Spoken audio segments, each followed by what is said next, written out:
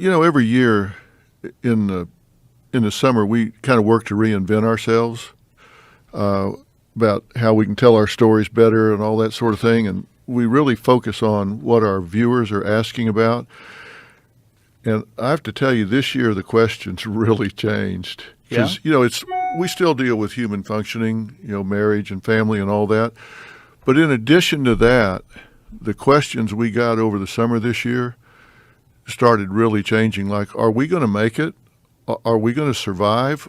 What are we safe? Are our kids safe? Are they safe in school? What are they being taught in school?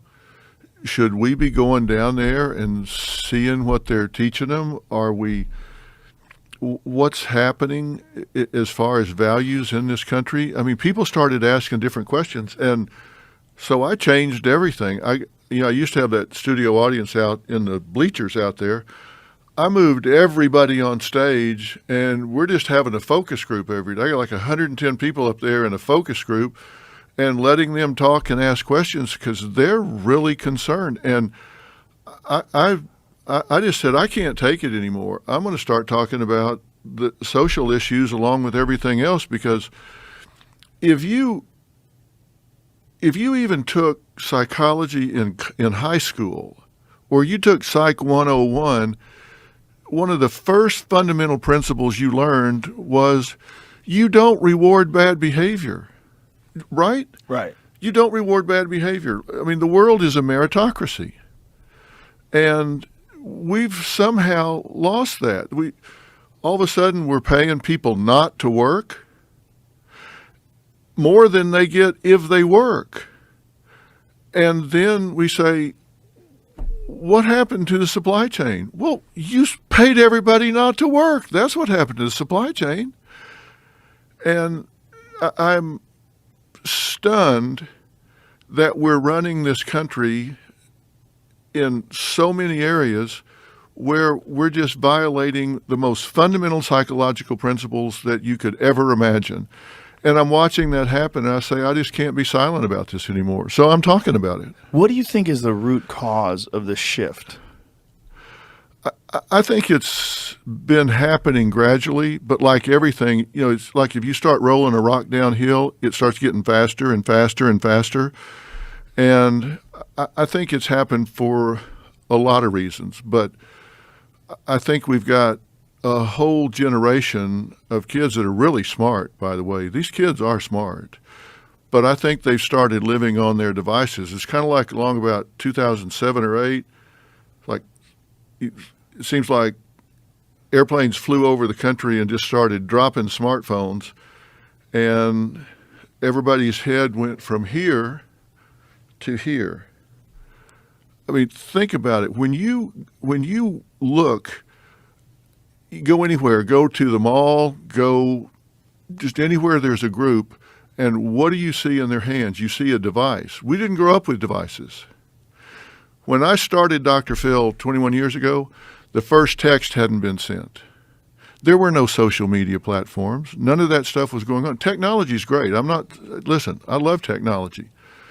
But we've got generations that started living virtually.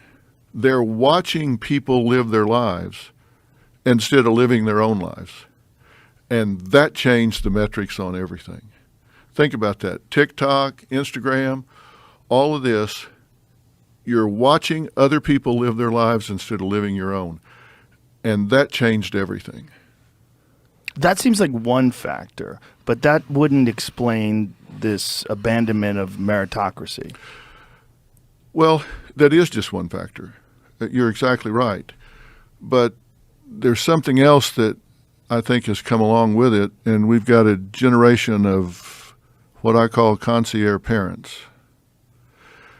that are running interference for their kids. And look, the way you learn about yourself, the way you make attributions to yourself about yourself is the same way you make attributions about other people. You have people that you have opinions of, right? You got people, friends or staff, that you watch what they do and you say, he or she is a go-to person. I know what they do. I can count on them. They're going to be there every time. They're going to show up on time. They're going to get everything ready. They're going to be buttoned up. They're like clockwork, right? And you attribute that to them because you watch what they do. If they're problem solvers, you know, hey, go get Becky in here. Go get Jeff in here. They are problem solvers. You know that because you've watched them do it, and you make that attribution to them. That's the same way we learn about ourselves. You watch ourselves master certain tasks, overcome certain things. And if we're cheated out of that experience, we don't learn that about ourselves.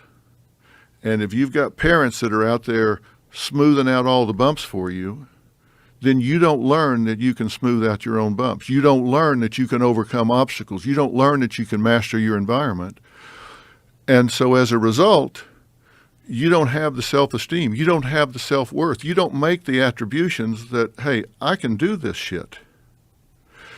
And when you don't believe you can do this shit, then you start saying, well, I don't want a meritocracy. I want everybody to just kind of go along the same.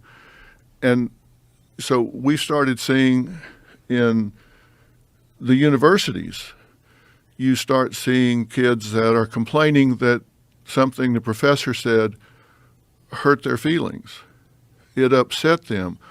So they start going to the dean. They start going to the department head and saying, that professor said things that upset me.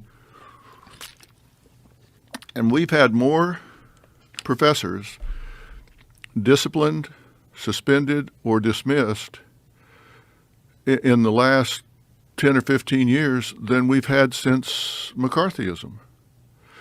Because kids are going in there and saying, that hurt my feelings. He offended me and said things that were offensive. And so they complain about it, and they get listened to, and so the professors, and you know, some of them are assholes, I'm sure. Some of them are offensive by any standard, but it's out of control. And these kids are sensitive to the point when I was in college, when campuses were where you went to hear the other side, right?